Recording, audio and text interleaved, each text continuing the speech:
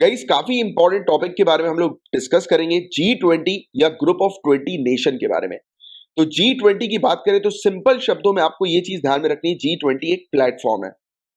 ये एक ऐसा प्लेटफॉर्म है जहां पर दुनिया की सबसे लार्जेस्ट और फास्टेस्ट ग्रोइंग कंट्रीज जो होती हैं, जो सबसे बड़ी कंट्रीज हैं, किस कॉन्टेक्स्ट में सबसे बड़ी? इकोनॉमिक कॉन्टेक्स्ट में, यानी कि इकोनॉमिकली जो सबसे लार्जेस्ट और फास्टेस्ट ग्रोइंग कंट्रीज जो हम लोग को देखने को मिलती है, उनका ये प्लेटफॉर्म हमें देखने को मिलता है।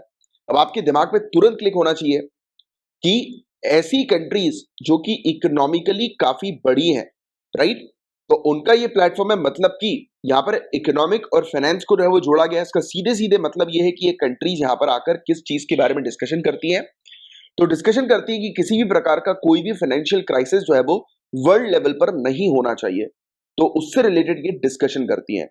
वर्ल्ड लेवल पर सभी कंट्रीज की इकोनॉमी जो है वो ग्रो हो, सभी कंट्रीज जो है वो डेवलप करें, इस पर यहां पर डिस्कशन होता है। पर देखिए, ये जो फाइनेंस और इकोनॉमिक पॉइंट ऑफ व्यू से जो डिस्कशन हुआ करता था, ये पहले इनिशियल स्टेज में हुआ करता था।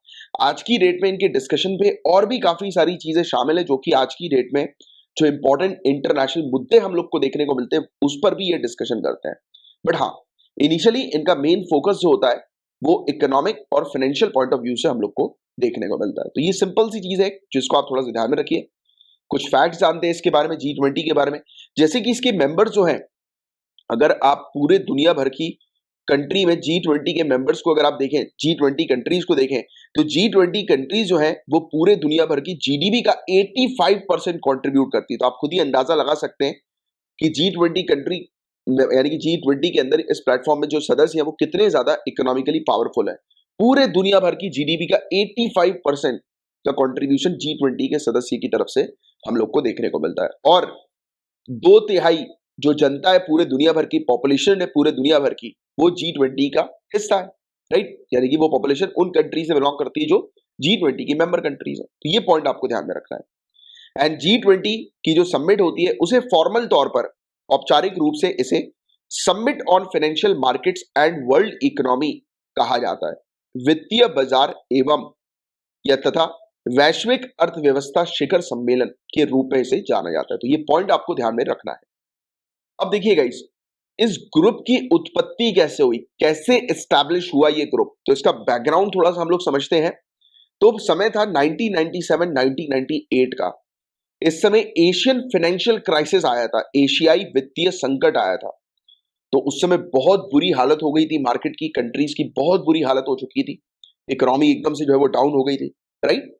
तब इस समय ये आप कह सकते हैं कि मतलब ये नीड जो है, ये जरूरत जो है वो उत्पन्न हुई कि यार कुछ ऐसा प्लेटफॉर्म होना चाहिए जहां पर इकोनॉमिकली डेवलप्ड कंट्रीज हो, जो कि साल में आकर मिलकर सभी लोग डिस्कस करें कि आने वाले समय में अगर कोई फाइनेंशियल क्राइसिस आता है तो उसे कैसे निपटना है, या फिर इस प्रकार से कदम लगातार उठाए जाएं कि किसी भी प्रकार के इंटरनेशनल फाइनेंशियल क्राइसिस जो है वो ना आ सके, राइट। क्योंकि फाइनेंशियल क्राइसिस बड़ी दिक्कत जो है वो दे जाता है, एकदम से इकोनॉमी मार्केट जो है वो डाउन होता है तो बड़ी दिक्कतें जो है वो हो जाती है, लोगों की जॉब्स तक चली जाती है, बहुत स्थिति खराब रहती है, राइट। तो ऐसे संकटों से निपटने के लिए ये बेसिकली ग्रुप जो है वो तैयार किया गया था। एंड G7 के फाइनेंस मिनिस्टर एग्री हुए थे कि स्टैब्लिश किया जाए G20 को, राइट। और G20 finance minister and central bank governors की मीटिंग जो है वो होना शुरू हुई 1999 से। देखिए आप खुद ब खुद समझिए। अच्छा, एक और चीज भी याद रखने वाली बात है कि ये भी क्वेश्चन आ सकता है कि G20 को बनाने के लिए कौन रिस्पॉन्सिबल है? तो G7 रिस्पॉन्सिबल है, क्योंकि G7 के फाइनेंस मिनिस्टर्स ने ही एग्री किया था कि हाँ, एक ऐसा ग्रुप होना चाहिए जो कि डिस्कस करे कि कोई भी प्रकार की, किसी भी प्रकार की अगर संकट आता है, इस प्रकार से वित्तीय संकट आता है, फाइनेंशियल क्राइसिस अगर आते हैं, तो उससे कैसे निपटना है, या फिर ऐसे कदम लगातार उठाए जाएं कि कोई फाइनेंशियल क्राइसिस आए नहीं, राइट। तो ये चीज है। और देखिए आप, जब इसकी मीटिंग भी हुई थी तो इसकी मीटिंग में इनिशियली कौन लोग शामिल थे? फाइनेंस मिनिस्टर्स और सेंट्रल बैंक के गवर्नर शामिल थे। तो मतलब कुल मिलाकर जब ये ग्रुप की शुरुआत हुई थी तो इसका मेन ऑब्जेक्टिव ये था कि जो फाइनेंशियल संकट जो है वो नहीं आना चाहिए, फाइनेंशियल क्राइसिस जो है वो नहीं आना चाहिए, वित्तीय संकट नहीं आना चाहिए। और आपको बता दें, इस ग्रुप का कोई भी परमानेंट स्टाफ इसके खुद का नहीं है।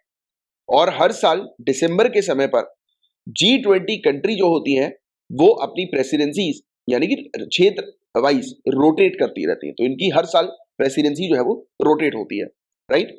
और जिस जिस भी कंट्री के पास प्रेसिडेंसी आती है G20 की, वो जो कंट्री होती है वो रिस्पॉन्सिबल होती है अगली समिट को ऑर्गेनाइज करने के लिए, एज वेल एज पूरे साल में बीच बीच में छोटी छोटी मीटिंग्स कंडक्ट करने के लिए, राइट। तो ये चीज हमें देखने को मिलती है।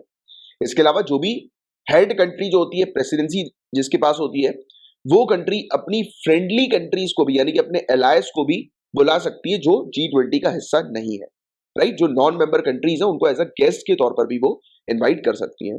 और पहली G20 की मीटिंग हुई थी बर्लिन के अंदर 1999 में, जब ईस्ट एशिया का फाइनेंशियल क्राइसिस जब सामने आया था और उसने पूरे दुनिया भर को अफेक्ट किया था, क्योंकि फाइनेंशियल क्राइसिस कहीं पर भी होगा इसका इफेक्ट पूरे दुनिया भर में हम लोग को नजर आता है। अब G20 के मेंबर्स की बात करें तो Argentina, Australia, Brazil, Canada, China, France, Germany, India, Indonesia, Italy, Japan, Mexico, Russia, Saudi Arabia, South Africa, South Korea, Turkey, UK, United States और यूरोपियन यूनियन।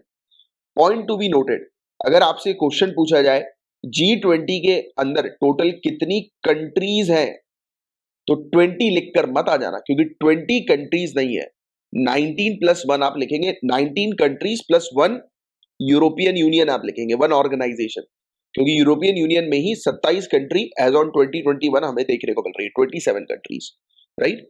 तो ये चीज है जिसके बारे में एक आप थोड़ा सा आइडिया रखना। कभी कभी क्या होता है, हड़बड़ी में हम लोग गलती कराते हैं, उसमें पूछा गया कंट्री और हमने लिख डाला 20। अगर मेंबर पूछेंगे तो आप लिखेंगे 20, कंट्री पूछेंगे तो आप लिखेंगे 19 प्लस 27 एज ऑन 2021, क्योंकि यूरोपियन यूनियन 27 मेंबर का आज की डेट में 2021 में हमें देखने को मिल रहा है, राइट। अब देखिए, हुआ ये भी, जैसे मैंने आपको बताया कि इनिशियली ये फोकस किसके ऊपर करती थी। इनिशियली इसका फोकस जो हुआ करता था, मतलब रीसेंट समिट जो थी G20 की, वो किसके ऊपर आधारित थी, वो सिर्फ इकोनॉमिक, फाइनेंस, इन सब चीजों के ऊपर आधारित थी। फिर बाद में जाकर इसका फोकस जो था वो दूसरी चीजों पर भी हुआ, राइट। ग्लोबल मुद्दे जो हम लोग को देखने को मिलते हैं, इस पर भी इसने फोकस करना शुरू किया, राइट। जैसे कि development, climate change and energy, health, counter terrorism, migration and refugees, ये सब भी टॉपिक्स जो है वो यहां पर डिस्कस होना शुरू हो गए इसकी समिट्स के दौरान, इसकी मीटिंग्स के दौरान, राइट। एंड G20 फोकस करना शुरू कर दिया G20 ने कि पूरे दुनिया भर के मुद्दे जो है वो रिजॉल्व किए जाएं इंक्लूसिव और सस्टेनेबल वर्ल्ड के लिए, राइट। तो इसने इस चीज पर भी अपने कंट्रीब्यूशन जो है वो देना शुरू कर दिए, राइट। तो ये था गाइस G20 से रिलेटेड कुछ फैक्ट्स, कुछ इंफॉर्मेशन जो कि एग्जामिनेशन में आपसे पूछी जा सकती है। तो G20 समिट क्या है, G20 शिखर सम्मेलन क्या है, तो इससे रिलेटेड आपको ऑलरेडी जानकारी हो गई है। अभी ये टॉपिक न्यूज में इसलिए आया है क्योंकि यूनियन कैबिनेट ने एक मोशन लेकर आए हैं, जो कि मतलब हम लोग को देखने को मिल रहा है इन प्रोसेस है, कि जिसके थ्रू ये सेक्रेटेरिएट जो है वो तैयार करेंगे। और ये सेक्रेटेरिएट का काम क्या होगा कि G20 की समिट जो 2023 में होगी इंडिया में, तो उसको किस प्रकार से ऑर्गेनाइज करना है, उससे रिलेटेड पूरे मुद्दे जो है वो सेक्रेटेरिएट जो है वो देखेगा, डील करेगा। तो इंडिया की बात करें गाइस, इंडिया 1 दिसंबर 2022 से 30 नवंबर 2023 तक G20 की अध्यक्षता करेगी। G20 की प्रेसिडेंट है इंडिया। और 2023 का G20 शिखर सम्मेलन, G20 समिट जो होगी वो इंडिया के अंदर होस्ट की जाएगी। This point is very important, जो आपको ध्यान में रखना है कि इंडिया G20 की प्रेसिडेंट बन रही है 1 दिसंबर 2022 से 30 नवंबर 2023 तक, और इंडिया के अंदर 2023 में G20 की समिट होगी। और इस समिट को ऑर्गेनाइज करने के लिए हम एक सेक्रेटेरिएट बना रहे हैं, G20 सेक्रेटेरिएट। ये स्टैब्लिश की जाएगी कि जितना भी काम है G20 समिट के दौरान, जो भी चीज होंगी, वो पूरी की पूरी चीज जो है वो डील करेगी ये सेक्रेटेरिएट, राइट।